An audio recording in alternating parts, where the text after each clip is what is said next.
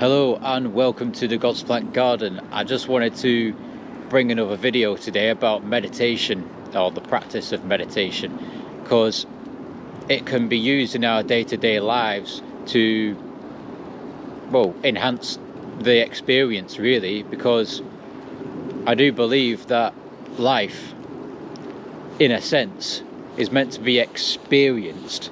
So if you experience more of life, and I believe that that's what meditation can bring you, because you can end up becoming more aware of what you're doing, becoming more aware. Well, first of all, the meditation practice is actually just focusing on the in and out breath, whether you want to use your nose to feel the air coming in and out, or you want to feel the breath when you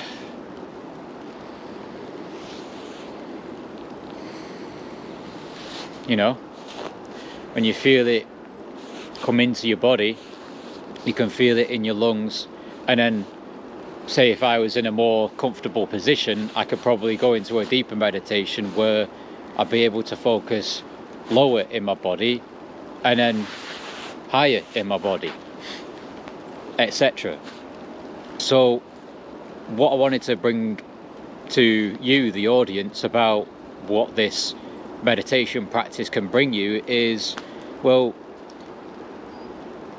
as I said, it's more awareness of your life. So when you simply meditate, for instance, I used to practice meditation an hour in the morning and an hour at night.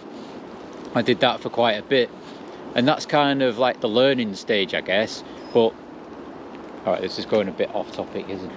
So meditation can be used for, well, your daily life, as I've already said, because say when you wake up and you've just come out of sleep, maybe it was a dreamy one, or you just got some good rest,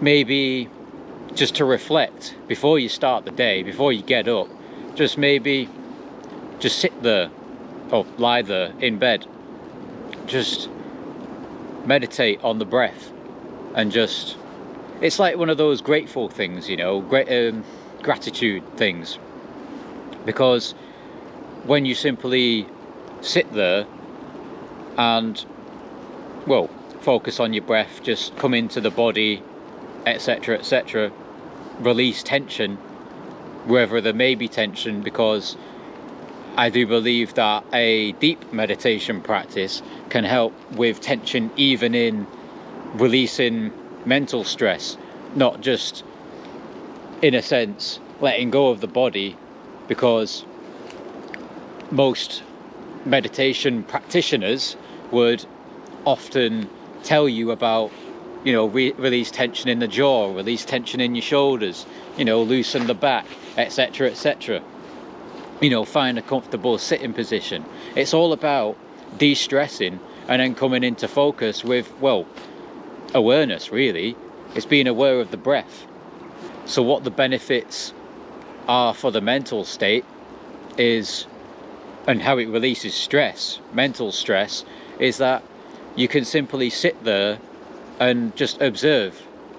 Not only observe your body, how it's feeling, how the aches and pains, if you've got any aches and pains, are feeling at that moment, how to release the tension, but you can observe your thoughts, because I know that in everyday life, definitely more in the more hustle and bustle culture, everyone's more, what would you call it, hyper vigilant,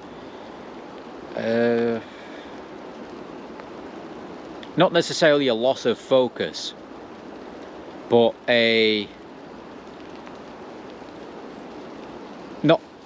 is a loss of focus, but it's not a loss of focus in the sense of telling that person, oh, you're brain dead, or something like that. It's a loss of focus of just coming back to awareness, coming back to your personal awareness, and simply understanding who you are, really, because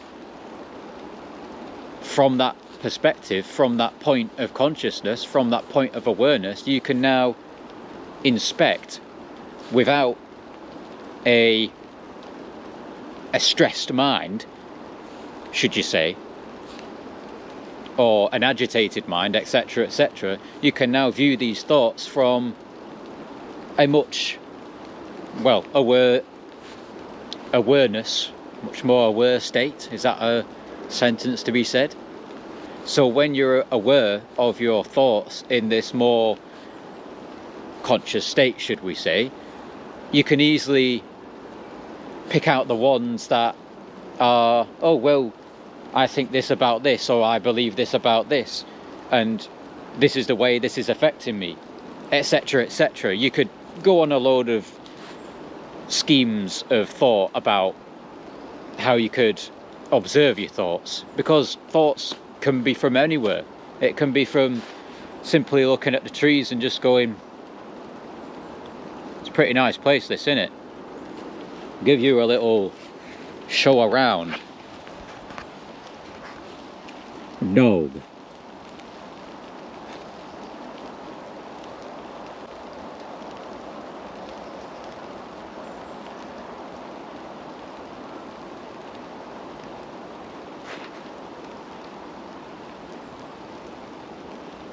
So, yeah, that's just a quick wrap up of information about the meditation practice, because I believe that in culture, or should I say society, or at least some perspective of what has been washed down into my field of consciousness or understanding, it's sometimes given a perspective where it's a serious thing, but it's not a serious thing. It's more of a, you could call it a habit.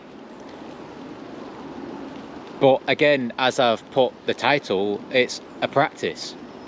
It's not serious though, because it's like you would practice music. You're not being serious with music. You're just going ba-dum ba-dum, woo, that kind of stuff, you know. Even though it sounded a bit weird, it was like, okay, I'm going deep onto another topic here, but there was no serious in that. So, and there's no serious in this. I'm just simply speaking to a camera about meditation and how I believe it can help people. There's no seriousness in it. I'm just chilling by a tree. You know what I mean? I just want to think about how this could affect or benefit other generations. Like, I do believe I really want to try and elevate the younger generation because of my standpoint of looking back at my own life, etc., etc. I do believe that meditation can benefit the younger generation, whether you're just going into high school and you're around 11, 12, etc., etc., all the way up through the, what do you call it, post teenager years, you know, up to 18 and all that kind of stuff.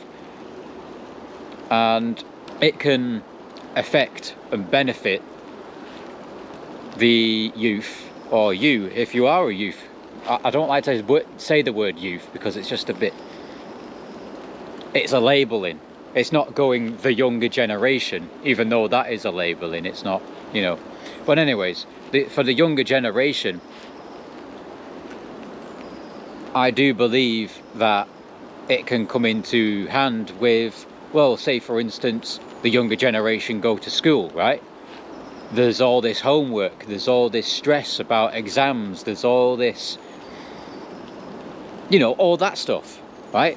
Who wants to stress about the homework that they have to do at 9 o'clock at night because the parents going, come on, you little bugger, you lazy bugger, you're sitting down and reading your books and doing whatever you want to do because you want to do it, not someone else. So it can come into benefit with that kind of stuff, where it gives you some time away from technology, away from school, and just to reflect this on the older generation, or just, should we say, the generation that isn't in school. Well, it's the same thing. It's, you get, I don't know how a 9 to 5 would work. Well, I do know how a 9 to 5 would work because I've been in one before, but it's like, say you work a 9 to 5 and you know, you wake up and then it's just that constant go to the job, come back home, go to the job, come back home, and then what are you doing that for? Anyways, if you simply have a meditation practice, say, like I said before, I used to meditate for an hour in the morning. I used to meditate for an hour in the night as well. And I simply just wanted to sit with myself and understand my thoughts and understand and, well, come to a deeper focus, come to a deeper awareness of myself, etc., etc. And that's where my practice, well, it started way before that, but I like to just go hard on things. But it's more the way I was doing that. Say if you put that in the perspective of a 9 to 5, I didn't actually meditate when I was in a 9 to 5. Put that in the perspective, it's like, well, you don't get stressed. You aren't in a stressed state throughout the day. You've got a practice with you, because this is not just, this is what I needed to say, this is not just a, oh well, for an hour in the morning you sit there and you meditate and then that's it. No, you can use this practice whenever you want. You can use this practice, well, I'm technically using it right now because I'm centering myself in my awareness and just bringing my consciousness to, in a sense, an elevated state so that I can, well, function a little bit better. Because maybe if I wasn't in this state, I wouldn't be able to think this way or speak this way or act this way, etc., etc. Because it does come into your daily life a hell of a lot. So as you're going through your day, say if you do work a 9 to 5 or a job which has you, in a sense, waking up, eating your breakfast, hustling to work, hustling at work, hustling back home, and if you've got kids, you're picking them up from school, you're chopping up everyone's dinners, all that kind of stuff. You sit down at your TV and you start watching it and you're like, oh, what's this for? And then you go to sleep and then you do the whole thing again. But if you brought a meditation practice into your life, if it's like that, well, maybe your day might go a little bit slower. Maybe your day might not rush. Maybe your day will be a little bit more present. There'll be a bit more presence, a bit more essence of life inside of your life if you have a bit of a meditation practice. And when I say meditation practice, that doesn't mean do what I did and go for an hour in the morning and go for an hour at night. That, sure, go ahead. If you do that, I do believe it does benefit you, because you are, or should I say I was, pushing myself into a deeper perspective, should I say. So then I was able to learn more about my environment and myself, etc., etc., my daily life. So yeah, that's how I believe meditation can, one, affect the younger generation, because I do believe they do need, well, I wouldn't like to say that they need help or they need saving, but you know, everyone's got their own path. I'm not here to say, oh, you must do this. I'm just being a beacon of information, just going, that's not a bad thing to do. You know, you know, it could help you. So if you've enjoyed this video, I do appreciate if you could leave a comment, leave a like, something like that. I don't really care about all the numbers and the views and all that, but it's about the reach, isn't it? So if you can leave a comment, and once more people come to the channel, etc., etc., and they see your perspective of meditation or whatever the topic is, more people can then gain a deeper understanding of what I'm babbling on about, because I'm just some British bloke in the middle of some woods